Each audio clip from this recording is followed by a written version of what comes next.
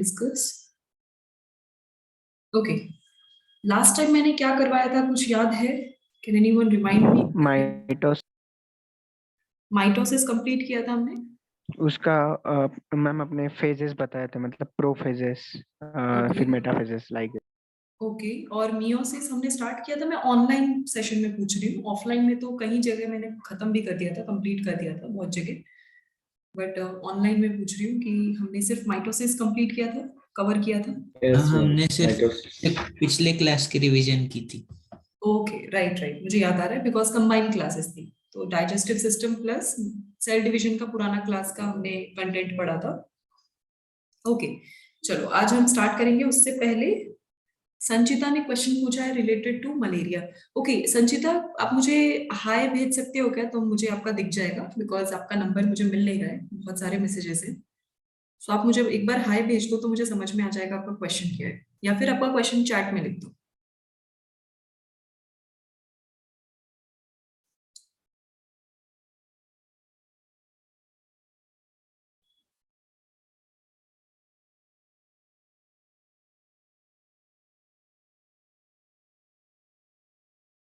Okay, so okay, got it, मुझे याद आ गया। एक्चुअली संचिता का क्वेश्चन था, एक एमसीक्यू था जिसमें मलेरिया की लाइफ एक पॉइंट से दूसरे पॉइंट पे कैसे जा रही है, मींस वो अपने होस्ट को कैसे इंटरचेंज कर रहा है, और पैरेलली वो मलेरिया मींस जो एग्जैक्टली प्लाज्मोडियम है जो कॉजिंग एजेंट है उसका ओवरऑल लाइफ स्टेज कैसे चेंज हो रहा है। बच्चे ये जो क्वेश्चन है ना, it is related to your human health वाला पार्ट। तो अभी इसके बाद हमने ऑफलाइन में कुछ बच्चों ने विटनेस किया है ऑलरेडी। हमने नया चैप्टर स्टार्ट कर दिया था जहां पे भी सेल डिवीजन जिस जिस सेंटर में खत्म हो गया था वहां पे हमने नया यस मैम। हेल्थ वाला पार्ट स्टार्ट कर दिया था। तो उस चैप्टर में ही वो नेक्स्ट पार्ट उसी से रिलेटेड है। उसी चैप्टर में हमें मलेरिया रिलेटेड और means communicable non communicable diseases कुछ देखने हैं। तो उसमें मैं विद दिस क्वेश्चन मैं पीपीटी बनाऊंगी जिसमें कि ये क्वेश्चन रहेगा जो आपने पूछा है, एंड वो हम समझने की कोशिश करेंगे बिकॉज ये जो आप क्वेश्चन पूछ रहे हो ये हायर लेवल पे पूछे जाते हैं। इट मीन्स ये प्लाज्मोडियम के लाइफ स्टेजेस से रिलेटेड है, मीन्स कि वो किस स्टेज में इन्फेक्शियस होते हैं, किस टाइम पे उसमें स्पोर फॉर्मेशन होते हैं, किस टाइम पे वो ग्रो कर रहे होते हैं। तो उसके हिसाब से है, एंड वो कौन सी स्टेज में मस्किटो की बॉडी में रहते हैं और कौन सी स्टेज में ह्यूमन की बॉडी में आते हैं। तो ऑफ कोर्स जब वो इन्फेक्शियस स्टेज में रहते हैं तब वो ह्यूमन की बॉडी में आते हैं, इसीलिए हमें बीमारी होती है। और मस्किटो को कोई बीमारी नहीं होती है, वो कैरी करती है। तो ये सारे बेसिक रीजंस हैं जिसकी वजह से हमारे मींस ओवरऑल हमें पढ़ना है कि मस्किटो की ओवरऑल लाइफ साइकिल क्या है और मलेरिया कैसे ट्रांसमिट होता है from one person to another person. Okay, चलो let's start with first of all meiosis. Cell division का एक बहुत ही लंबा पेंडिंग प्रोसेस है जो रह गया है क्योंकि हमने सेशन बहुत जल्दी स्टार्ट किया था। अभी तक हम फर्स्ट चैप्टर भी खत्म नहीं कर पाए। तो we will start with meiosis first. Okay, कुछ क्वेश्चंस आ रहे हैं बच्चे, मैं एंड ऑफ द सेशन फिर से आप सबके क्वेश्चंस लूंगी, पहले थोड़ा कंटेंट डिस्कस कर लेती हूँ। लास्ट टाइम मियोसिस के बारे में जब आपको बताया था इंट्रोडक्शन, वी डिस्कस्ड कि इसका मीनिंग क्या है, रिडक्शनल डिवीजन। इसको रिड्यूस करना है, सारे के सारे जेनेटिक जो भी कॉन्सेंट्रेशन है जो सेट है उसको हाफ में रिड्यूस करना है, that is going to be meiosis. और ये स्पेशली किन में होता है, जो कि गैमीट्स है, जर्म सेल्स जो है स्पेशली उनमें ही ये अकर होता है टू प्रिपेयर गैमिट। क्योंकि गैमिट को इन फ्यूचर क्या होना है, सेक्सुअली रिप्रोड्यूस होना है, तो उनको दूसरे गैमिट के साथ फ्यूज होना है। अब दूसरे गैमेट के साथ फ्यूज होंगे तो उनको अपने सेट को वापस से नॉर्मल करने के लिए half and half set he represent करना पड़ता है। That was the concept last time. अब मियोसिस में दो इंपॉर्टेंट पार्ट है। मियोसिस भी दो फेजेस में प्रेजेंट है। पहला है मियोसिस 1 जिसको M1 बोलते हैं, एंड दूसरा है मियोसिस 2। जो मियोसिस 1 है यही वो मेन फेज है जहां पे सारा का सारा कॉन्सेंट्रेशन जो है वो रिड्यूस होगा। This is the main highlighting phase and very time consuming phase. अब दूसरी चीज, इन दोनों फेजेस के जो डिफरेंट डिफरेंट नाम दिए हुए हैं वो एग्जैक्टली वही है जो माइटोसिस में देखा था, that is prophase, metaphase, anaphase and telophase. Exactly वही नाम इनमें भी है, बस आपको क्या यूज करना है, नंबर।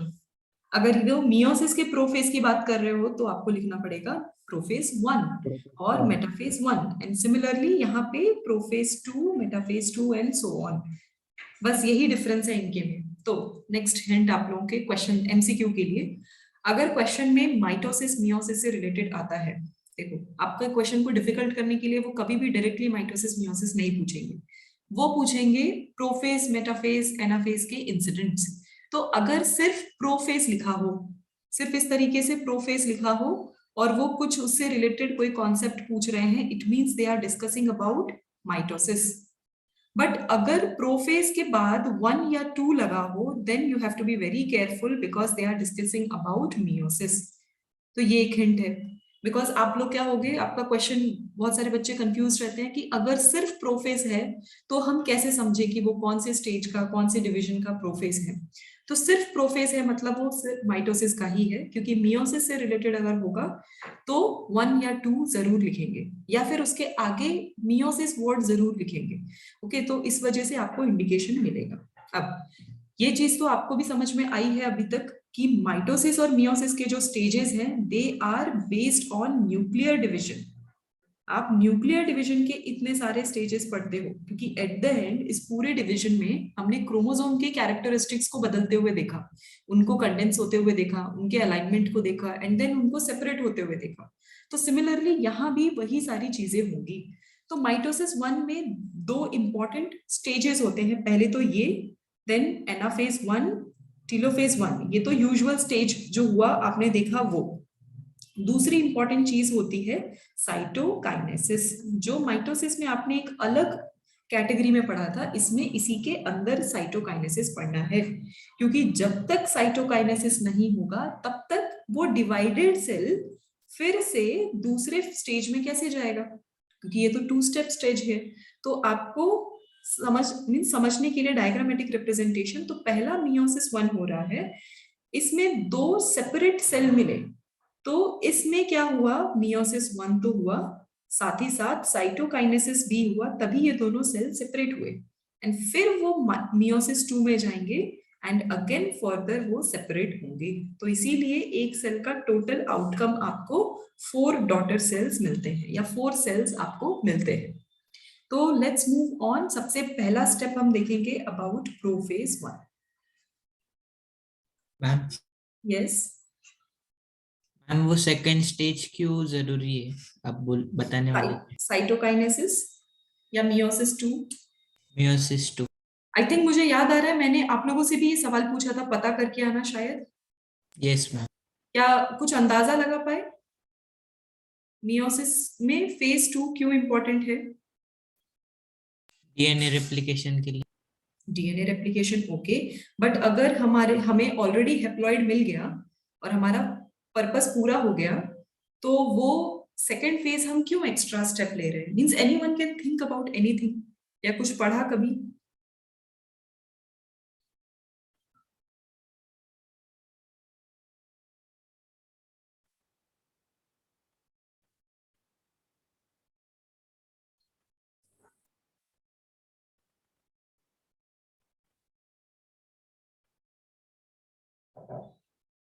मे बी सारे ऑर्गन्स मीन्स जो उसके ऑर्गेनेल्स और उसमें जो मटेरियल होंगे वो डिस्ट्रीब्यूट करने होंगे। Okay, that can be one of the reasons. Okay,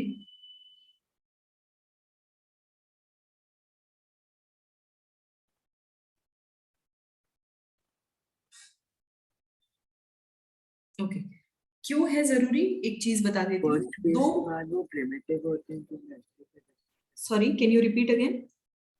आप फर्स्ट फेज में जो 2 डेवलप होते हैं वो प्रिमिटिव होते हैं। ओके ओके, मीन्स सोच पा रहे हो, विच इज गुड। अब देखो पहली चीज क्या होती है, आप लोगों को ये तो मैंने बता दिया कि वो मियोसिस में रिड्यूस हो रहा है, मीन्स उनका सेट रिड्यूस हो रहा है, बट कॉन्सेंट्रेशन ना अभी भी डबल ही रहता है। अब ये कंफ्यूजिंग टर्मिनोलॉजी है, इसीलिए डेप्थ में हायर स्टैंडर्ड में ही जाया जाता है।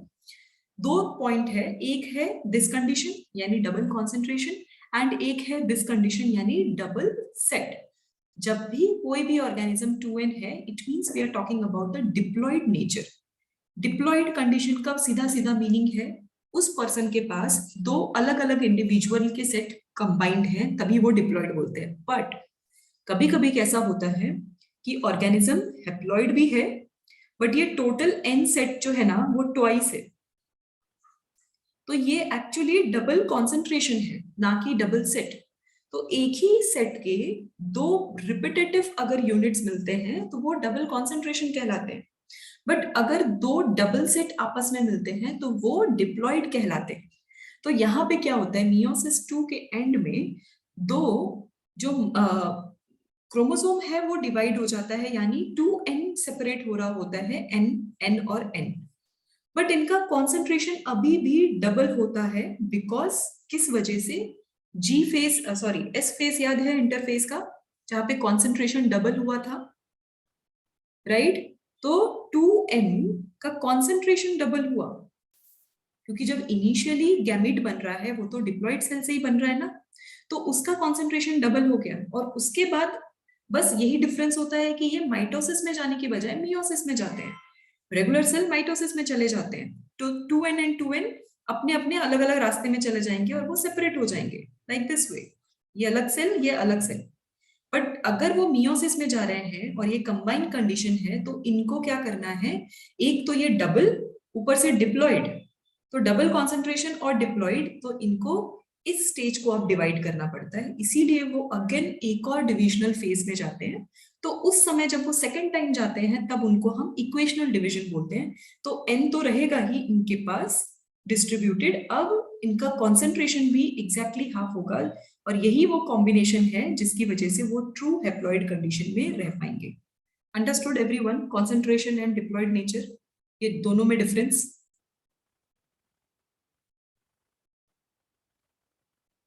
Any doubt you can ask.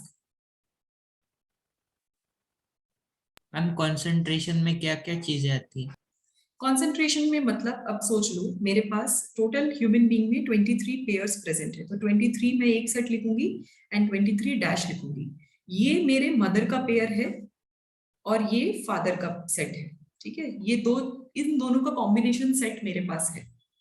अब कॉन्सेंट्रेशन का मीनिंग क्या है कि फिर से ये प्लस 23 डैश प्रेजेंट है, ये हो गया डबल कॉन्सेंट्रेशन। बट अगर ये नहीं भी होगा, अगर वो डबल कॉन्सेंट्रेशन नहीं भी होगा, तो भी इसको हम क्या बोलेंगे, डिप्लॉयड, है ना? दो सेट है ना, मदर एंड फादर का, तो ये हो गया डिप्लॉयड। बट ये पूरा सेट का एक और कॉपी बन गया, तो आप क्या बोलोगे, जेनेटिक मटेरियल का कॉन्सेंट्रेशन जो है वो डबल हो गया। तो इन जनरल इस टोटल कॉम्बिनेशन को आप बोलोगे डबल कॉन्सेंट्रेटेड, डबली कॉन्सेंट्रेटेड। तो ये 2C के साथ आप डिनोट करोगे। तो जब हमें गैमीट बनाने होते हैं तो हमें ये पेयर के बजाय इनको सेपरेट करना होता है। तो पहला सेपरेशन ये हो जाता है इस तरीके से, तो एक जैसे जो ये होते हैं ये साथ में आ जाते हैं, वही मैं आपको मियोसिस में बताने वाली हूँ। तो ये जो एक जैसे हैं ये एक तरफ हो जाएंगे, ये एक जैसे एक तरफ हो जाएंगे, और इनका पहले डिवीजन होगा, इस तरीके से ब्रेक होगा, तो दो सेल बनेगा। बट उनके पास एक ही जैसे दो सेट प्रेजेंट है, इसीलिए वो 2n नहीं होंगे, वो सिर्फ डबल कॉन्सेंट्रेटेड होंगे, और उसके बाद उनका फर्दर एक और बार डिवीजन होगा। Now understood? Yes. Okay, Kumar is asking haploid कब यूज होगा? हैप्लॉइड तब यूज होगा जब कंप्लीट कोई एक सेट आपके पास प्रेजेंट होता है, उसी को बोलते हैं। तो 23 जो सपोज ये है मदर का सेट, अगर एक सेल में सिर्फ इतना ही है, भले इनकी कितनी भी कॉपीज हो, तो वो सेल होगा हैप्लॉइड, क्योंकि एक ही सेट है, एक ही इंडिविजुअल है, उसके जितने भी कॉपीज हैं, बट उनमें बात तो वही है। जब फादर का भी सेट मिक्स हो गया सेल में, तभी वो होगा डिप्लॉयड। ये दो अलग अलग कॉन्सेप्ट्स हैं, double concentration and diploid is two different concept. Understood now? क्या बोलना चाह रही हूँ मैं? Yes ma'am. और माइटोसिस में क्या था, जब ये कंडीशन थी ना, इनका डबल कॉन्सेंट्रेशन हुआ तो एक ही बार डिवीजन हुआ ना, इसीलिए माइटोसिस में हमें एक सेल से दो ही डॉटर सेल्स मिलते हैं, दैट टू उनका डिप्लॉयड कंडीशन मिलता है, क्योंकि यहाँ पे जो भी डिवीजन हुआ है, एस फेज में जो भी डबल सिंथेसिस हुआ, सिर्फ उतना ही डिवाइड हुआ, उसके बाद और किसी भी टाइप का डिवीजन नहीं हुआ। That's the only difference. That only we are going to discuss. Prophase 1 में मैं आपको वही बात बताने वाली हूँ। Okay, let's begin with prophase 1 first. पहले आप एक बार सुन लो अच्छे से, मे बी तब आपको समझ में आए बेटर। तो प्रोफेज 1 जो है वो most complex and longest phase है। लॉन्गेस्ट क्यों है अभी धीरे धीरे आप समझ जाओगे, क्योंकि इसके अंदर ये भी सब डिवाइडेड है इनटू 5 सब स्टेजेस। 5 सब स्टेजेस मजाक नहीं है ये लोग, मींस इनके क्या है, बहुत सारे मल्टीपल कोऑर्डिनेशंस ये लोग क्रिएट करते हैं इन द सेल, और वो सारे स्टेजेस से गुजरना पड़ता है तब जाके एक प्रोफेज 1 खत्म होता है। क्या क्या है उनके नाम पहले लिख देती हूँ। 1 इज लेप्टोटीन। आई थिंक मैंने होमवर्क दिया था कुछ ऑफलाइन के बच्चों को कि इनके डिटेल्स आपको पढ़कर आने हैं। मैंने आपको बेसिक एक्सप्लेन किया था, डिटेल्स पढ़ के आने थे। तो जिन्होंने पढ़कर आया है उनके लिए रिविजन हो जाएगा वापस से। तो leptotene, zygotene, pachytene, diplotene and fifth one है डायाकाइनेसिस। अब एग्जैक्टली क्या क्या होता है वो देख लेते हैं। एग्जैक्ट बेसिक स्टेजेस क्या क्या है। जो पहला है लिप्टोटीन। अब देखो लिप्टोटीन में, लिप्टोटीन जो लेप्टोस है, जो फर्स्ट वर्ड है, इसका मीनिंग है थिन, एंड टीन जो वर्ड होता है वो टीनिया से आता है, it means band. So we are discussing about thin band. और ये बात आपको भी पता है कि पहले क्या है, अब माइटोसिस का एक्सपीरियंस है आपको, तो आपको पता है कि जो डीएनए है वो पहले स्प्रेड और स्प्रेडेड रहता है या स्कैटर्ड फॉर्म में रहता है, लूजली पैक्ड रहता है, जिसको हम क्रोमेटिन मटेरियल बोलते हैं। और जब उसके डिवीजन का मूड करता है तब जाके वो क्रोमेटिन मटेरियल धीरे धीरे कंडेंस होके क्रोमोसोम बनाता है। तो एग्जैक्टली वही चीज यहाँ पे भी होगा। सो क्रोमेटिन का कंडेंसेशन, यानी क्रोमोसोम अब बन रहा है। सो क्रोमेटिन कंडेंसेशन इनिशिएट होगा। अगर वो चीज इनिशिएट होगी, उसके साथ साथ माइटोसिस के प्रोफेज 1 को, प्रोफेज को याद करोगे तो सेंट्रियोल या aster formation, spindle fibre formation, इनका अपीयरेंस स्टार्ट हो गया।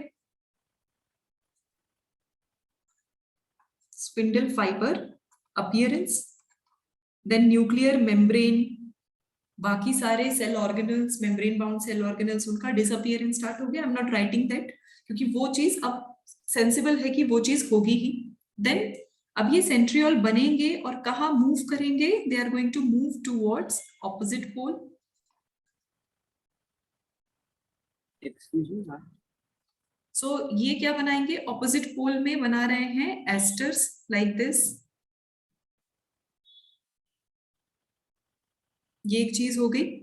देन अब ये जो क्रोमेटिन है इसकी पैकिंग इनिशिएट हो गई है, और जब इसकी पैकिंग हो रही है ना तो ये क्रोमेटिन कैसे पैक हो रहे हैं, इस तरीके से। और जब ऐसा स्ट्रक्चर बनाएगा, ये कैसा दिख रहा है, it is looking like beads. तो ऐसा लगेगा बीड के स्ट्रिंग्स हैं। सो बीड लाइक स्ट्रक्चर इनका बनना शुरू हो गया। तो ये हो गया आपका फर्स्ट स्टेज। लिप्टोटीन का मीनिंग है थिन बैंड। तो थिन बैंड्स जो है क्रोमेटिन के वो दिखने लग गए और वो आपस में रैप होने लग गए। ये चीज हो गई फर्स्ट स्टेज में। जो सेकेंड स्टेज है that is related to zygotene. Yes Bhavya. Ma'am जो मतलब डिसअपीयर होते हैं सेल ऑर्गेनल्स, तो क्या उसमें माइटोकॉन्ड्रिया भी होता है? Sorry I didn't get your question.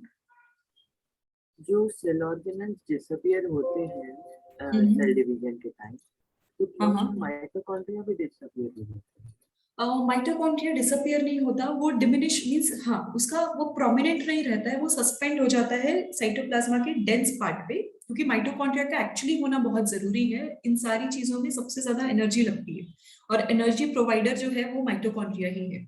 सो आप कहीं भी पढ़ोगे वहां पे माइटोकॉन्ड्रिया का डिसअपीयरेंस जो है वो क्लैरिफाइड फॉर्म में नहीं लिखा हुआ है, ऐसे शॉर्ट एंड शॉर्ट नहीं लिखा है।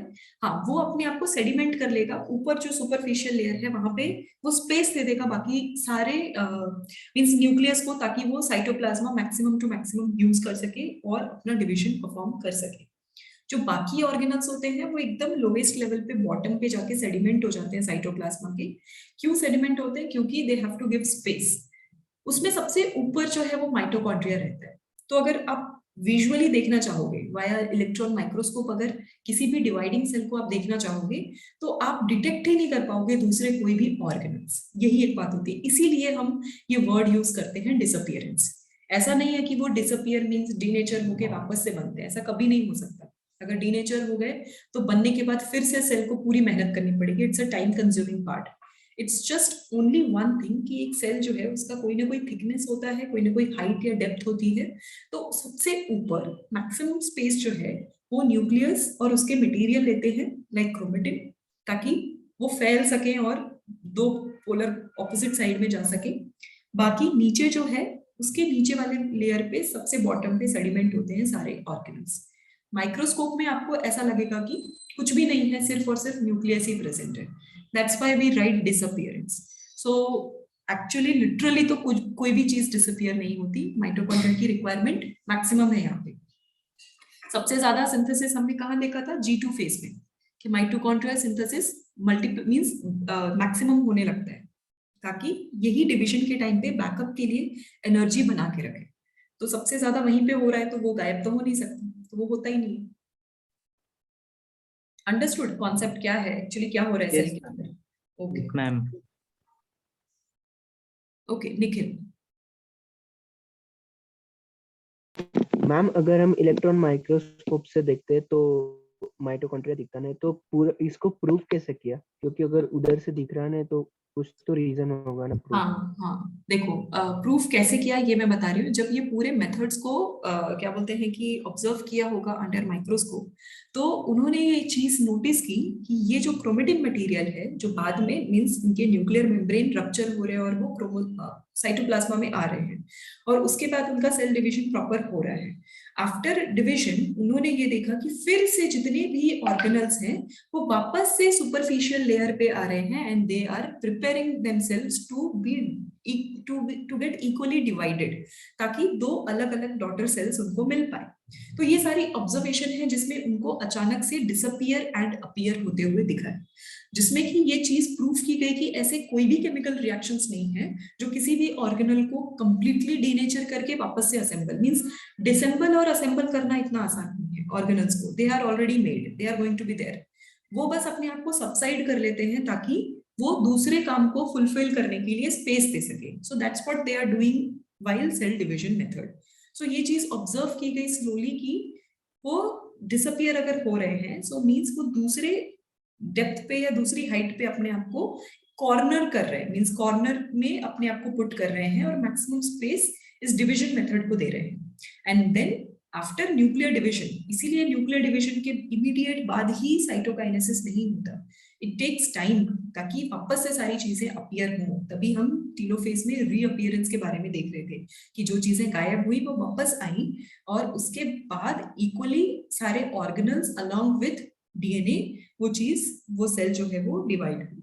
तो रीअपीयरेंस जो जिस तरीके से वो हुए होंगे, दैट इज द प्रूफ कि वो कंप्लीटली डीनेचर नहीं होते। There is a difference in disappearance and denaturing. Denaturing मतलब मॉलिक्यूलर लेवल पे उनका रप्चरिंग होना, कोई भी चीज तभी गायब होगी कंप्लीटली जब वो मॉलिक्यूलर लेवल पे चली जाए। बट यहाँ पे वो गायब हो रही है, वो ह्यूमन ऑब्जर्वेशन पे डिपेंड कर रहा है कि हमने वो ऑब्जर्व किया, इसीलिए हमने वो पॉइंट यहाँ मेंशन किए। ये आपके लिए लिखा गया है, ये नेचर में नहीं होता ऐसा। जैसा आप बोल रहे हो, जैसा देख रहे हो, वैसा जरूरी नहीं कि वैसा ही हो। You observe this, that's why we are writing this way and understanding this way each and every step. Understood? मेरा पॉइंट क्या है? Yes ma'am. ओके चलो नेक्स्ट देख लेते हैं एग्जैक्टली पहले प्रोफेज 1। Yes yes. तो ये एक तरह से इमेजिनरी कंसेप्शन ही है ना, जो मतलब हमारी अंडरस्टैंडिंग है। हाँ देखो, अभी इमेजिनरी नहीं है क्योंकि we are seeing it, we have observed it कि एग्जैक्टली क्या हो रहा है एट सेलुलर लेवल। बट क्योंकि हम जो ऑब्जर्व कर रहे थे हमने उसी को अपनी थ्योरी बनाई है। आपकी कोई भी सब्जेक्ट की कोई भी थ्योरी जो है, it is based on the human being observation. उसने उस टाइम पे व्हाइल एक्सपेरिमेंटिंग दोस थिंग्स क्या ऑब्जर्व किया। But it is the things are always open for another kind of perception and another angle. वो चीज के लिए हमेशा वो खुला रहता है, इसीलिए कंटिन्यूअस रिसर्च चलते ही रहते हैं। सो इमेजिनरी नहीं बोलोगे, उसका प्रूफ है क्योंकि वही हमें दिख रहा है, क्योंकि हम उसी एंगल से देख रहे हैं। तो अगर फ्यूचर में आप भी सेल डिवीजन कभी नोटिस करो, if you become the successful researcher और साइंटिस्ट और आप सेल डिवीजन नोटिस कर रहे हो, तो you are going to see the same thing जो आपने पढ़ा, क्योंकि वो आप देख पा रहे हो, उतना ही नेचर आपको दिखा रहा है, वही विजिबल है। जो बिहाइंड द सीन्स है they are not visible to you, so वो हम प्रेडिक्ट करते हैं। सो वो प्रेडिक्शन होता है। But still not imaginary. Imaginary means अभी तक ना किसी ने उसको देखा, ना उससे रिलेटेड कुछ सुना, ना कोई फाइंडिंग्स मिली है, and you are just imagining based on current. Means आप एक हाइपोथेसिस क्रिएट कर रहे हो जो भी आपके पास आइडियाज है उनके बेसिस पे, जिसका कोई फुल प्रूफ नहीं है, और maybe you are finding something जिससे कि फ्यूचर में आप कुछ बना सको, तो वो हो गई आपकी इमेजिनेशन. ये ऑलरेडी है. इससे रिलेटेड ऑब्जर्वेशंस भी हैं. तो वो ऑब्जर्वेशन क्या है, आप जब माइक्रोस्कोप से देखोगे तो बार बार वही दिखा, यही बातें दिखी, तो वही बातें आपकी थियरी बन गई. सो डिसअपियरेंस और अपीयरेंस के बारे में बात की हमने. This is just one of the example. ऐसे बहुत सारे एन नंबर ऑफ थियरीज है जो सिर्फ और सिर्फ ऑब्जर्वेशन पे डिपेंड करती है. Yes ma'am. ओके, नाउ चलो अभी जाइगोटिन के बारे में सुन लो कि एग्जैक्टली क्या है. जाइगो यानी जाइगोट, जो आपने वर्ड सुना हुआ है already, it's something related to yolk. तो इसका मीनिंग है योक फॉर्मेशन. अभी योक का मीनिंग यहाँ पे क्या हो रहा है, यहाँ पे मैंने आपको कॉन्सेंट्रेशन जो डबल था वो तो आपने समझ लिया. अब जो डबल कॉन्सेंट्रेशन में जो एक जैसे क्रोमोसोम थे ना, उनका पेयरिंग होगा. Like I said in this one कि सपोज मदर का भी डबल हुआ और फादर का भी डबल हुआ, तो जो मदर के जो भी क्रोमोसोम्स हैं, मदर एक साथ एंड फादर एक साथ, तो ये ऐसी पेयरिंग होगी. इसी को हम बोल रहे हैं होमोलोगस क्रोमोसोम पेयरिंग. तो एक इंपॉर्टेंट चीज शुरुआत हो जाती है, that is homologous pairing.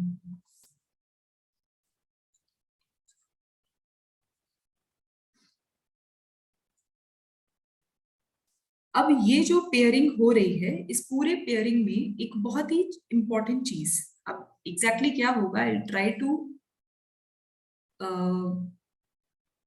Okay, this is not the right diagram. Right way, I try to draw one diagram जिसमें मैं आपको बेटर तरीके से दिखाने की कोशिश करूंगी कि एग्जैक्टली क्या हो रहा है. तो suppose this is one chromosome and there is one more chromosome. इन दोनों की पेयरिंग हुई.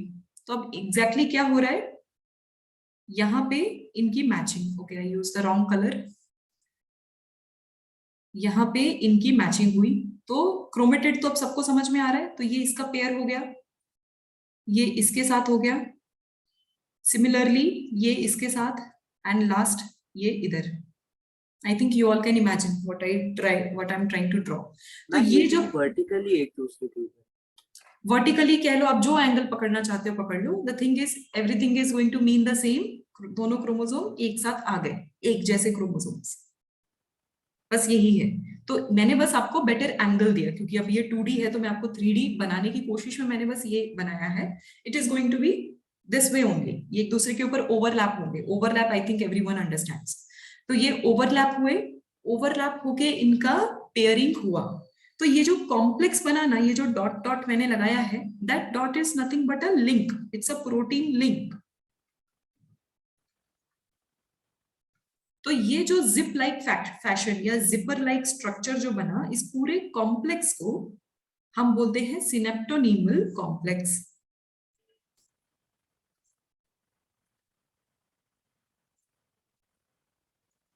ये एक चीज बनी. तो एग्जैक्टली जाइगोटिन में क्या हुआ, हम नॉर्मली जाइगोट किसको बोलते हैं, जब दो गैमेट फ्यूज होते हैं. तो जाइगोट टर्मिनोलॉजी आई कहां से, जब कोई भी दो चीज कंबाइन होंगी, that is something related to yolk formation और जाइगोट फॉर्मेशन. तो यहाँ पे भी दो चीज क्या कंबाइन हुई, होमोलॉगस क्रोमोसोम्स एक दूसरे के साथ पेयर हुए और उन्होंने एक कॉम्प्लेक्स बनाया, दैट इज सिनेप्टोनीमल कॉम्प्लेक्स. तो इस स्टेज में ये हो रहा है. अब ये पूरी स्टेज, ये पूरा का पूरा बन गया, और इस कॉम्प्लेक्स का एक और नाम है, you can call them, easy language में बाइवेलेंट्स बोल सकते हो. ये हो गया सोफिस्टिकेटेड टर्म, डिफिकल्ट टर्म. ये हो गया आपका easy term, that is bivalent. तो उसी के बेसिस पे फर्दर एक और स्टेप आ जाता है, that is pachytene. Now this one is interesting one. अब कंबाइन तो हो गए, अब इसमें एक बहुत ही इंपॉर्टेंट चीज होती है. Patch means thick, thickness. कहीं भी थिकनेस, कोई कलर अगर एक साथ है तो अनइवन पैचेस ऑफ कलर आपने सुना होगा. सो यहाँ पे हम थिकनेस के बारे में बात कर रहे हैं, विच यू अंडरस्टूड कि अब हो चुका है, क्योंकि सारे ही होमोलोगस क्रोमोसोम्स एक दूसरे के साथ आ चुके हैं, उनकी पेयरिंग हो गई. अब ये सारी चीजें हो गई, तो अब इनमें क्या होगा, एक बहुत ही इंपॉर्टेंट चीज होगी, that is crossing over. Crossing over मतलब कि बेसिकली ये जो सिस्टर क्रोमेटिड्स हैं, ये एक दूसरे के साथ एक्सचेंज करेंगे अपने जीन्स. ये अपना रेड वाला छोटा पोर्शन इधर भी दे सकते हैं और ये पोर्शन इधर भी आ सकता है। तो ये जो क्रॉसिंग ओवर हो रहा है इसकी वजह से क्या होगा, रिकॉम्बिनेशन। यानी अब क्या हुआ, जो ये एक जैसे क्रोमोसोम्स थे ना, इनमें मिसमैचेस क्रिएट हो गए, यानी एक दूसरे के साथ ये रिकम्बाइन होने लग गए। अगर रिकम्बाइन होता है, इन केस अगर रिकम्बाइन हो रहा है तब क्या क्रिएट होगा, वेरिएशन। अगर रिकम्बाइन होगा तो वेरिएशन क्रिएट होगा। That's why sexual reproducing organisms जितने भी हैं उनमें इतने वेरिएशंस अकर होते हैं। तो इन्होंने ये कॉम्प्लेक्स इसलिए नहीं बनाया कि इनको मजा आ रहा है कि एक जैसे लोग साथ में रहेंगे, तो ग्रुपिज्म नहीं चल रहा है इधर। यहाँ पे क्या हो रहा है, ये अपने जीन्स एक्सचेंज कर रहे हैं और वेरियस कॉम्बिनेशंस क्रिएट कर रहे हैं, और अगर वो कॉम्बिनेशन हुआ तो इसकी वजह से डिफरेंट डिफरेंट वेराइटीज पैदा होगी। So pachytene is very important for the recombination of genetic material और क्रोमोसोम। अंडरस्टूड एवरीवन, पैचिटिन में क्या हो रहा है? Yes, ma'am. Okay, now the fourth one is diplotin. Diplo means double. अब एग्जैक्टली क्या डबल हो रहा है वो समझ लो। अब ये जो सिनेप्टोनीमल कॉम्प्लेक्स था ना जो आपने देखा था, अब ये डिसॉल्व होने लगेगा। मींस हो गया इनका काम, इनको अपने एक दूसरे से एक्सचेंज कर रहे थे कुछ कैरेक्टरिस्टिक्स, वो कर लिए, अब ये सारी चीजें डिसॉल्व होने लगेंगी। So basically synaptonemal complex will dissolve, और एक ऐसा स्टेज आएगा डिसॉल्व होते होते, सिर्फ एक ऐसा स्टेज आएगा जो एक दूसरे से इंटरसेक्ट करेगा और अटैच्ड होगा। Means I will try to draw it. अगर आप इसको दूसरे एंगल से देखोगे तो एक ऐसा स्टेज होगा जहां पे जो क्रोमेटिड्स हैं वो एक दूसरे से अटैच्ड होंगे। सो दिस कंडीशन मींस जो अटैचमेंट पॉइंट है उसको बोलते हैं हम कायस्माटा। सो कायस्माटा आप एक ही बोल जगह सकते से अटैच होंगे या ऊपर और नीचे दोनों तरफ से? नहीं, ओनली वन, इधर दिस और दिस, एनी क्रोमेटिड्स उसका अटैचमेंट कोई भी एक, तो वो एक्स लाइक स्ट्रक्चर बनाते हैं। तो एक्स लाइक स्ट्रक्चर को हम बोलते हैं कायस्माटा। तो डिप्लोटीन में क्या हो रहा है, अब जो यूनाइट हुए थे अब वो सेपरेट हो जाएंगे, अपने इंडिविजुअल क्रोमोसोम्स की तरफ चले जाएंगे, बट एक जगह से वो लिंक्ड रहेंगे, उसको हम बोल रहे हैं chiasmata. Understood this much? Yes, ma'am. Ma'am जो कायस्माटा की चेन्स होती होंगी ना? हाँ, ये इसमें बहुत सारे क्या बोलते हैं कि क्रोमोसोम्स में हो रहा है। इट्स नॉट कि ओनली इन वन। जैसे 23 पेयर्स हैं तो हो सकता है 23 के 23 सब कोई एक दूसरे के साथ कायस्माटा फॉर्म में है। इट इज ऑल्सो पॉसिबल, क्योंकि क्रॉसिंग ओवर हुआ, रिकम्बाइन हुए, तो एक ऐसी जगह होती है जहां पे अटक जाते हैं वो लोग, मीन्स अभी सेपरेट नहीं हो रहे होते। तो डिप्लोटिन में सब कुछ सेपरेट हो जाता है, कोई ना कोई एक ऐसा सेक्शन एक्स लाइक स्ट्रक्चर रह जाते हैं जो कि जिसको हम कायस्माटा बोल रहे हैं, और उसके बाद वो नेक्स्ट स्टेज में जाते हैं। मीन्स कंप्लीटली 100% सेपरेटेड अभी नहीं हुए, बस इतना ही हो रहा है यहाँ पे। देन अब नेक्स्ट स्टेज में, अब फिफ्थ पार्ट आपके पास रह गया है। यस, कायस्माटा पूरे स्ट्रक्चर को बोलते हैं या सिर्फ उतनी सी ओवरलैप होती है? सिर्फ एक छोटे से स्मॉल सेक्शन जो ओवरलैप हुए और एक्स लाइक स्ट्रक्चर बनाया, that is only chiasmata. Okay, last part जो रह गया हमारे पास, डायाकिनेसिस। डायाकाइनेसिस में बेसिकली क्या हो रहा है, अक्रॉस मूवमेंट, कि अब जो कायस्माटा था वो कंप्लीटली क्या होगा, डिटैच हो जाएगा। पहली चीज तो इनमें रिपल्शन बढ़ जाएगा, यानी वो एक दूसरे को रिपेल करने लगेंगे कंप्लीटली, और कायस्माटा डिसॉल्व हो जाएगा। डिसॉल्व होना मींस गायब होना। अब जो भी जिपर लाइक स्ट्रक्चर था जिन्होंने उनको जोड़ के रखा था वो कंप्लीटली डिटैच हो जाएंगे और वो टूट जाएंगे। तो कायस्माटा डिसॉल्व हो गया, इट मींस वो टर्मिनल पोजीशन पे पहुंच गया, एंड हो रहा है अब इन सब चीजों का। तो अब ये एंड हो गया, तो यानी मल्टीपल वेरिएशंस आपको मिल गए, प्लस क्रोमोसोम भी अलग हो गए। ये हो गया आपका पहला बेसिक स्टेज, यानी ये हो गया आपका प्रोफेज 1। तो अनलाइक माइटोसिस प्रोफेज, इसके प्रोफेज में क्या हुआ, इसके प्रोफेज में सिर्फ और सिर्फ रिकॉम्बिनेशन हुआ, उसी के लिए इतनी मेहनत हुई। अगर आप फिर से रिपीट पे देखो तो क्यों इतने सारे, पहले तो क्रोमोसोम बना, यहाँ पे क्रोमोसोम बन के उनकी पेयरिंग हुई, हमने सिनेप्टोनीमल कॉम्प्लेक्स बनाया, क्रॉसिंग ओवर कराया, बाद में उनको धीरे धीरे हमने अलग करवा दिया। So what is happening prophase 1 में? प्रोफेज 1 में सिर्फ और सिर्फ मल्टीपल रिकॉम्बिनेशन ही हो रहा है।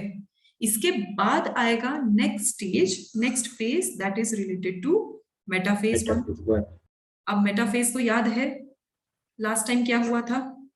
It is the alignment phase, जहां पे मेटाफेज प्लेट में क्या होता है, सबका अरेंजमेंट। बट यहाँ पे और माइटोसिस के मेटाफेज में क्या डिफरेंस है पता है? क्योंकि होमोलोगस एक दूसरे के पास आए थे, वो चेन भले ही उनमें ना हो, मीन्स वो जिपर लाइक स्ट्रक्चर भले ही ना हो, बट वो आजू बाजू में ही रहेंगे। Means first of all they came closer, अब इनका ब्रेकअप हो गया, बट पेयर तो है तो उनको साथ में खड़े ही होना पड़ेगा। तो यहाँ पे 2 लाइंस क्रिएट की जाएंगी, तो एक इसकी लाइन और एक इसकी लाइन, तो सारे होमोलोगस पेयर्स एक लाइन से खड़े हो जाएंगे। अब ये पूरे के पूरे बन गए, इक्वेटर पे आ गए, और यहाँ पे हमारा एस्टर फॉर्मेशन है ही, सो स्पिंडल फाइबर अपने आप को अटैच करवाएगा, तो प्रिपरेशन शुरू हो गई जो यूजुअल प्रिपरेशन थी। अब इसके बाद क्या होगा? अब ये सारी चीज हो गई, then what will happen? Next part is anaphase. अगर एनाफेज हो रहा है तो अब एक ही काम बचा है, इनको ऑपोजिट पोल में खींचना, so they are going to be separated towards. Ma'am metaphase तो मतलब पुराने वाले जैसा ही है ना? सेम। हाँ, सब कुछ अब सेम है, अब कुछ भी डिफरेंट नहीं है, क्योंकि इनका शुरुआत अलग था, ये डिप्लॉइड से हेप्लॉइड बन रहे हैं, इसीलिए होमोलोगस पेयर साथ में आए, एक जैसे सारे एक साथ हो गए, लाइक मदर के जितने भी कॉपीज थे वो एक साथ हो गए, फादर के कॉपीज सारे एक साथ हो गए, एंड उनके बीच में एक दूसरे के साथ क्रॉसिंग ओवर शुरू हो गया, एंड क्रॉसिंग ओवर के बाद वो एक नए वेरिएशन के साथ बन गए, एंड वो अब सेपरेट हो गए।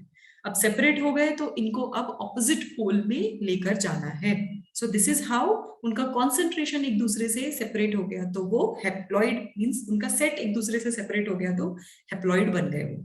Yes Nikhil. Ma'am previous slide में एक डाउट। ओके मैम जैसे फिजिक्स केमिस्ट्री बायो हम बोलते हैं कि एक दूसरे के ऊपर डिपेंड रहते हैं, तो केमिस्ट्री में भी होमोलोगस रहते हैं, तो क्या ये एक दूसरे पर डिपेंड रहते हैं क्या बायो और केमिस्ट्री में? मींस ये सेल डिवीजन? हाँ मतलब इसमें भी केमिस्ट्री का कुछ पार्ट इन्वॉल्व है क्या? बच्चे सब कुछ केमिस्ट्री है, देखो यहाँ पे क्या लिखा है, मैंने प्रोटीन लिखा है। अब ये चेन लाइक स्ट्रक्चर बन रहा है, मतलब क्या? प्रोटीन अटैच हो रहा है, कोई भी स्ट्रक्चरली मॉडिफिकेशन होगा मतलब केमिस्ट्री है। जब तक इनके बीच में केमिकल रिएक्शंस नहीं होंगे तब तक कुछ होगा क्या? कुछ नहीं होगा, ये हिलेगा भी नहीं। Chemistry is the life of biology, biology is study of life, chemistry is life of biology. तो जब तक वो ना हो तब तक कुछ नहीं होगा। और फिजिक्स क्या है? पूरे यूनिवर्स का लैंग्वेज और लाइफ है, तो जब तक फिजिक्स के बेसिक एप्लीकेशन अप्लाई नहीं होंगे एक चीज भी नहीं हिलेगी। और इंडिविजुअल लेवल पे हिलाने के लिए केमिस्ट्री की इन्वॉल्वमेंट है, यानी सीरीज ऑफ केमिकल रिएक्शंस चलते ही रहते हैं। सपोज करंटली आपके दिमाग में एक आइडिया आया, एक बेसिक फिनोमेना दे देती हूँ, करंटली आपके दिमाग में आइडिया आया और आपने मुझसे क्वेश्चन पूछा, सो इन पूरे चीजों में न जाने कितने इलेक्ट्रिकल इंपल्सेस जनरेट हो गए, एंड देन आपके वोकल कोड तक वो गया कि ओके स्पीक नाउ। तो ये सारी चीजें chain of series of chemical reactions है, तो यहाँ भी केमिकल रिएक्शंस हैं बहुत सारे। Everything is going on because of the chemical reactions. कैसे? दूसरा बता देती हूँ। ये जो एस्टर फॉर्मेशन हुआ उसमें स्पिंडल फाइबर्स अटैच हुए, स्पिंडल फाइबर्स अटैच हुए, तो स्पिंडल फाइबर क्या है? They are protein. तो वो प्रोटीन अटैच्ड हुए यहाँ पे, और वो किससे जुड़ते हैं? कोई भी प्रोटीन दूसरे प्रोटीन से ही जुड़ेगा, एक जैसे लोग साथ में रहते हैं हमेशा। तो क्रोमोसोम का जो सेंट्रल पार्ट है, सेंट्रोमियर, लास्ट टाइम बताया था, उनके पास भी प्रोटीन होता है ना, जब क्रोमोसोम आपको डिटेल में बताया था तब। सी शेप प्रोटीन होता है काइनेटोकोर। तो ये काइनेटोकोर इसलिए होता है ताकि इस पे स्पिंडल फाइबर एंकरिंग कर सके और फिर स्प्लिट करे। तो जब ये एंकरिंग करता है ना स्पिंडल फाइबर, तो पता है क्या करता है? एक केमिकल सिक्रीट करता है जो ये एरिया को डिसॉल्व कर देता है, तो ये वीक हो जाता है, और वीक होते ही उसको कंप्लीटली ऑपोजिट डायरेक्शन में खींच लिया जाता है। सो again chemical reaction is going on, everything is dependent on chemical reaction. You are sleeping, you are eating, you are living because of all the chemical reactions. Understood Nikhil? Yes ma'am, understood. Okay. Ma'am Yes. एक cell को divide करने में लगभग कितने दिन लग जाते हैं? डिपेंड्स। हमारे बॉडी में ऑन एन एवरेज डिवीजन में 24 आवर्स लगते हैं। अगर आप रेगुलर माइटोसिस की बात कर रहे हो तो, अगर मियोसिस की आप बात कर रहे हो फीमेल में, अगर प्राइमेट कोई भी हो, अगर मैमल्स है तो उनमें मंथली साइकिल चलता है, अगर मैमल्स नहीं है कोई और ऑर्गेनिजम्स है तो उनके स्पीशीज पे डिपेंड करता है, तो वो उसकी वजह से हो रहा है। अगर मेल की बात कर रहे हैं उसमें गैमीट फॉर्मेशन यानी मियोसिस अगर हो रहा है सक्सेसफुली, तो it depends on the condition. It can be in 24 hours also, it can be more than, it can take more than 24 hours also। तो ये completely depend करता है person के means species पे। बट नॉर्मल हमारे जो sales हैं, human body का एग्जांपल लूं तो हमारा अगर बॉडी का सेल है अदर देन जर्मिनल सेल या गैमेट, जो हमारे दूसरे बॉडी सेल्स हैं, वो 24 आवर्स में कंप्लीटली डिवाइड होते हैं, यानी माइटोसिस को 24 आवर्स लग जाते हैं। Yes ma'am. ओके, सो एनाफेज 1 सेपरेट हुए, ऑपोजिट पोल पे गए, now you understand that part. Anaphase 1 हुआ तो क्या आएगा अब, टीलोफेज 1। टीलोफेज 1 हुआ तो बेसिकली डीकंडेंसेशन, सबसे पहली चीज वही होती है। डीकंडेंसेशन यानी जो क्रोमोसोम था इतना टाइटली पैक्ड था, वो क्या बन जाएगा वापस, क्रोमेटिन बनेगा। अब वापस से nuclear membrane reappear, spindle fibre disappear, centriole disappear, then दूसरे जो भी ऑर्गेनल्स हैं they are going to reappear, ये सारी चीजें शुरू हो जाती हैं। So these are what, these are part of telophase. And then उसके बाद एक फाइनल स्टेप हो रहा है, दैट इज साइटोकाइनेसिस। तो जो लास्ट टाइम आपने साइटोकाइनेसिस देखा था, फरो फॉर्मेशन, यानी सेल मेम्ब्रेन क्या करेंगे, अंदर की तरफ साइटोप्लाज्मा की तरफ मूवमेंट शुरू कर देंगे। So they are going to make cell furrow. इस तरीके से, कुछ इस तरीके से मूवमेंट स्टार्ट हो जाएगा, और ये दोनों चीजें धीरे धीरे ये ब्रिज कंप्लीट होता जाएगा, और ये दोनों साइटोप्लाज्मा जो है वो एकदम से सेपरेट हो जाएंगे। बट एकदम से सेपरेट हो तो गए, और ये हेप्लॉइड तो हो गए, बट क्या है, सपोज ये पूरा मदर का एक तरफ चला गया, फादर का एक तरफ चला गया, बट यहाँ पे दो मदर के सेट्स हैं और अभी भी दो फादर के सेट्स हैं, भले ही रिकॉम्बिनेशन हुआ है, बस सेट तो अभी भी दो है ना। तो दो कॉन्सेंट्रेटेड मींस डबली कॉन्सेंट्रेटेड होने की वजह से अब इनके बीच में एक और डिविजनल रिएक्शन शुरू होता है, that is known as meiosis 2। Everyone understood till here क्या हो रहा है? Yes ma'am. ओके, अब मियोसिस 2 है, now you tell me, meiosis 2 किसकी तरह होगा? वो वापस से मियोसिस 1 की तरह होगा या माइटोसिस की तरह होगा? माइटोसिस। राइट। तो मियोसिस 2 जो है वो अगेन, मियोसिस 2 को भी हम बोलते हैं इक्वेशनल डिवीजन। सो यहाँ पे इफ मैं कंसीडर करूं, मैम 1 सेकंड वो स्लाइड दिखानी। Okay,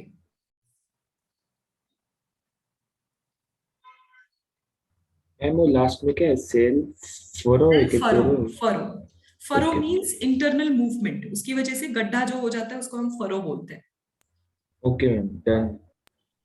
ma'am yes, yes you can ask.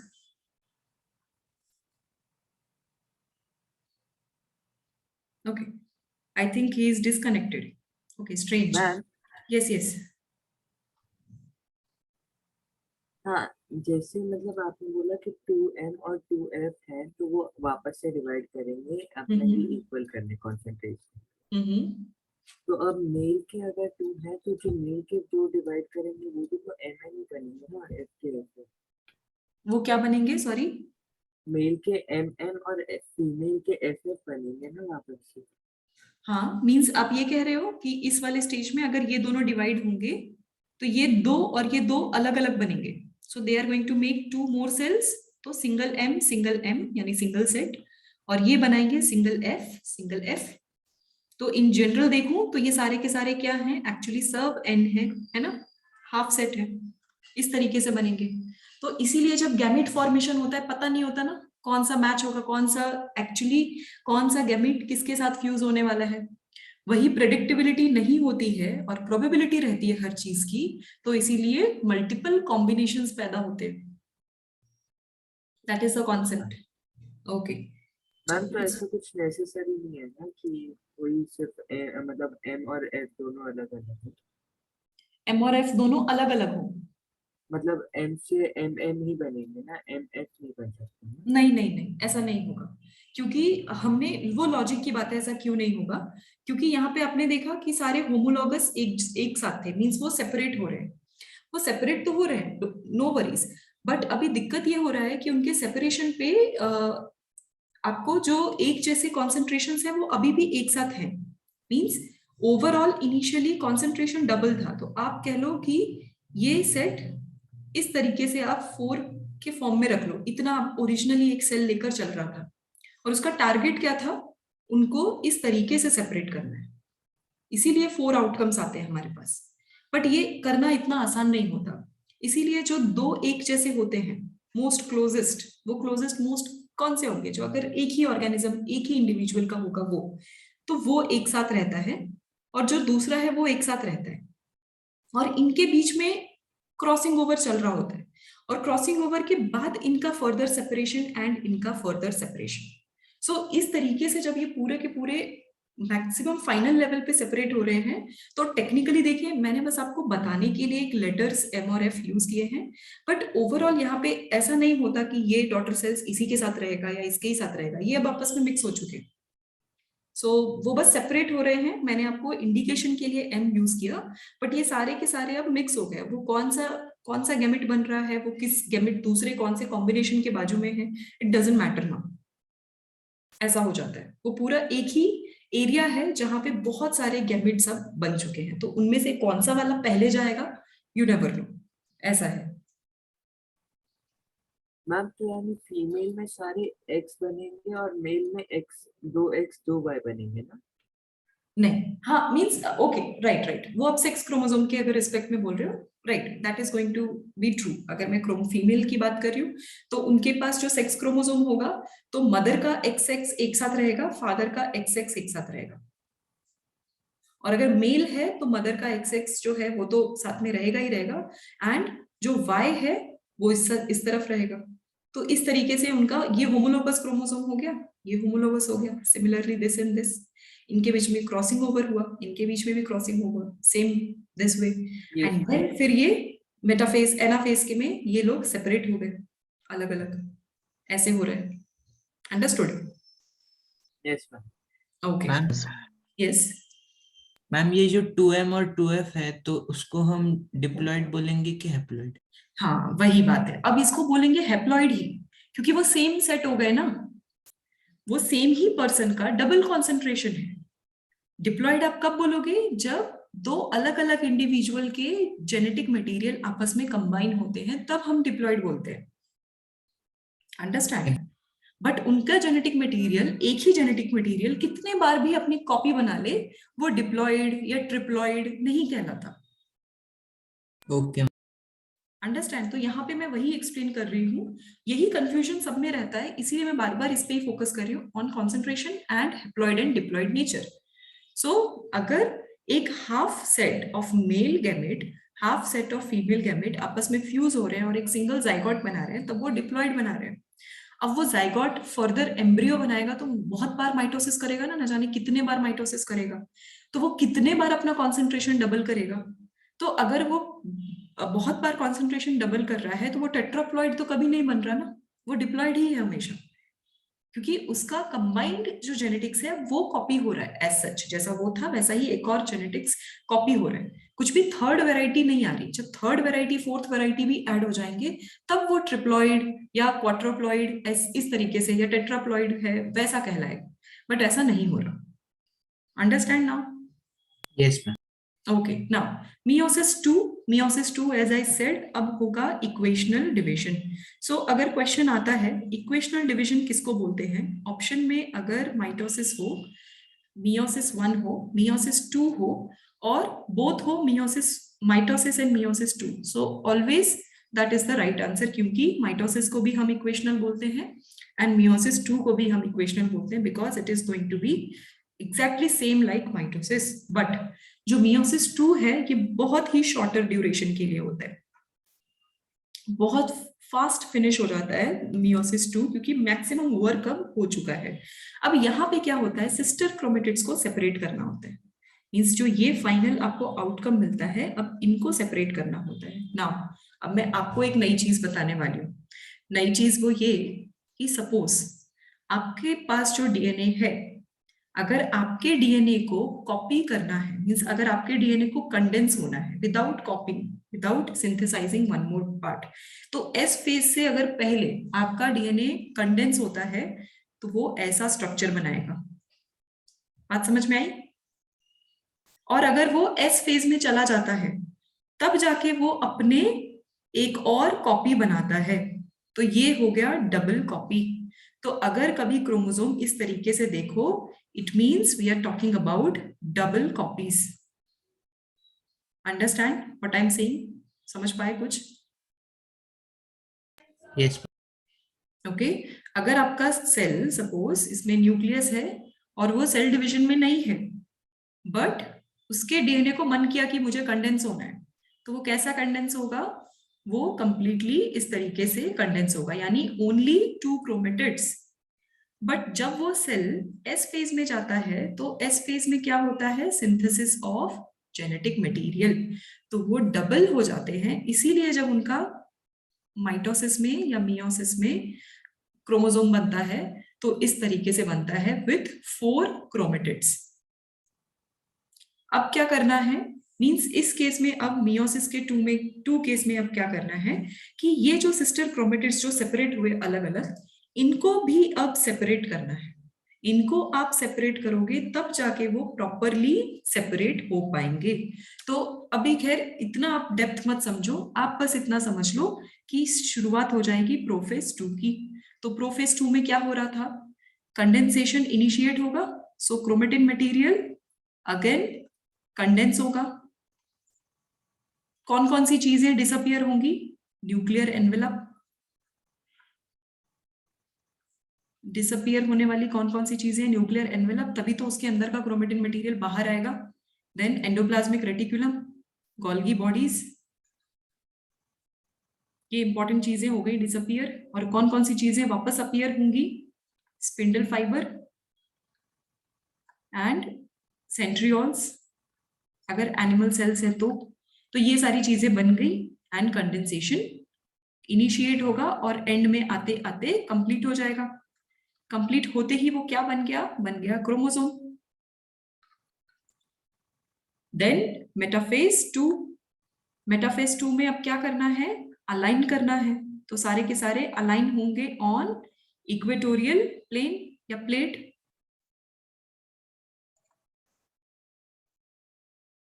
ये चीज हुई, अलाइन हो गए।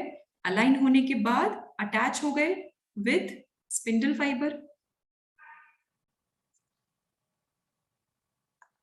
ये एक इंपॉर्टेंट चीज।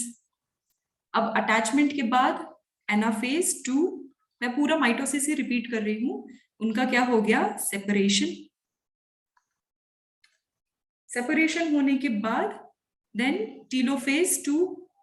टीलोफेज 2 में सारी चीजें जो डिसअपियर हुई थी वो रीअपियर हुए एंड इनका क्या बोलते हैं कि डीकंडेंसेशन शुरू हो गया क्रोमोसोम का। डीकंडेंसेशन शुरू होते ही final cytokinesis, one more time, जिसमें कि क्या बनेगा? Furrow formation. Okay understood? ये पूरा माइटोसिस ही है, कुछ भी अलग नहीं है।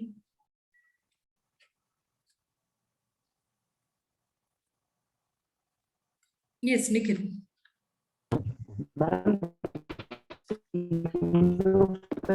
में ऑर्गेनल्स अपीयर होंगे ना फिर से? राइट, वही इसलिए मैंने रीअपियरेंस लिखा। जो जो चीजें चली गई थी वो वापस से रीअपियर होंगी, ऑर्गेनल्स भी बन जाएंगे। डीकंडेंसेशन ऑफ क्रोमोसोम, तो वापस से क्या बन जाएगा? Chromatin material. डीकंडेंसेशन के बाद जो साइटोकाइनेसिस हुआ उसमें इक्वल डिवीजन हर चीज का हो जाएगा। तो आपको क्या मिलेगा एंड में? Haploid daughter cells. तो यानी 4 हैप्लॉइड सेल्स आपको इन शॉर्ट मिल रहे हैं। तो अगर एक कब मिलेंगे मैम? सॉरी, सिस्टर क्रोमेटिड कब मिलेंगे? Sister chromatids in the sense means मैं समझी नहीं एग्जैक्टली कैसे मिलना है उनको, कब मिलेंगे? कब मिलेंगे? सिस्टर क्रोमेटिड्स बच्चे ये किसको बोलते हैं? जब वही क्रोमेटिन मटेरियल जो है ना, डीएनए जो इस तरीके से फैला हुआ रहता है और वो कंडेंस हो जाता है तो सिस्टर क्रोमेटिड्स बनाता है। जब ये पैक करना होता है इनको तो wing like structure, butterfly structure बन जाता है। So that is your chromatids. तो ये हो गए सिस्टर क्रोमेटिड्स। अब ये कब मिलेंगे? जब वापस से ये एस फेज में जाएंगे और इनका वापस से सिंथेसिस होगा तब। बट अब क्योंकि ये गैमेट है, ये एस फेज में जाएंगे ही नहीं, तो ये डायरेक्टली अब फ्यूज होंगे to form zygote. Understood?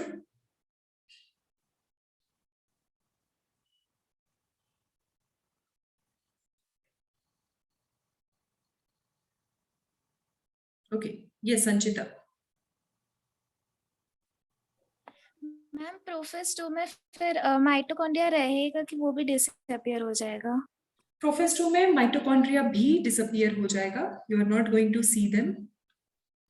Means observational angle से अगर देखिए, you are not going to see them and वापस से यहाँ पे रीअपियर हो जाएगा। यस बच्चे, सिस्टर क्रोमेटिड का आपको कॉन्सेप्ट समझ में आया? वो कब मिलते हैं? जब उनके पास ऑलरेडी एक कॉपी है, उनका कॉन्सेंट्रेशन डबल है, तब वो बटरफ्लाई लाइक स्ट्रक्चर बनाते हैं। बट उनको जब सेपरेट होना है तो अब वो सेपरेट हो चुके हैं। एंड क्योंकि ये हैप्लॉइड केस है तो हैप्लॉइड के केस में अब क्या होगा? डायरेक्टली उनको फ्यूज होना है। They are waiting for fusion, तो वो अब जाइगोट बनाएंगे at the end. Yes Bhavya. Ma'am तो मतलब सारे जो ऑर्गेनेल्स हैं वो टोटली मतलब डेड नहीं होते हैं, सिर्फ नहीं, डेड कैसे हो सकते? हाउ कैन यू बैकलाइट में चले जाते हैं सर? वो बस डोरमेंट हो जाते हैं। डोरमेंट समझते हो? अपने सारे फंक्शन को थोड़ी देर के लिए स्टॉप कर देना बस, because that is not important now. अभी हाईलाइट हमारा न्यूक्लियस है, दैट्स व्हाई। तो डोरमेंट हो जाते हैं। जो 4 डॉटर सेल्स बनते हैं उसमें यही ऑर्गेनेल्स जाते हैं या वो अपने अलग बनाते हैं? नहीं, यही जाते हैं, यही इक्वली डिवाइड होते हैं 4 के हिसाब से। They are going to be more mature and multiply when fusion is going to happen या fertilization is going to happen, तभी होंगे। अभी उनको required नहीं है। Yes ma'am. Okay, चलो। So this is it for today। हमारा सेल डिविजन खत्म हुआ। अभी होमवर्क क्या है आप लोगों के लिए? पहले होमवर्क बोल देती हूँ Nikhil, then I'll come to you। Homework है, you have to read everything, understand? You have to read this chapter। आपके इसमें MCQ होगा तो start solving MCQ। Bring your doubts next time, ठीक है? Solve it, doubts लेकर आओ। मेरे पास भी कुछ questions होंगे। I'm going to ask everyone। If I'm not going to ask तो मैं नया chapter start करूंगी, but आपके doubts जरूर होने चाहिए so that we can I can see कि आप लोगों को कुछ समझ में आया नहीं, या पढ़ा या नहीं पढ़ा। That I want। So only this much is your homework। That's it। Yes Nikhil. Ma'am ये जो स्टेप हमने देखे, मतलब डिफरेंट प्रोसेसेस हमने देखे, तो सेम इसी वे में होते हैं सेल में या कुछ डिफरेंट भी हो सकता है? नहीं, इसी वे में, इसीलिए हर बार सेम ही पैटर्न है। बस प्रोफेज के टाइम पे थोड़ा सा चेंज हो रहा है डिपेंडिंग अपॉन द सिचुएशन। बाकी सारे फेजेस आप ध्यान दोगे तो सब कुछ सेम है, सब कुछ। So everything is going to be same. और यही पैटर्न जितने भी ऑर्गेनिज्म सेल्स दुनिया में, यूनिसेलुलर, मल्टीसेलुलर, प्लांट्स, एनिमल्स, सब यही फॉलो करते हैं। ओके चलो, that's it for today. Bye everyone, good night, see you next week. Bye, ma'am. Thank you.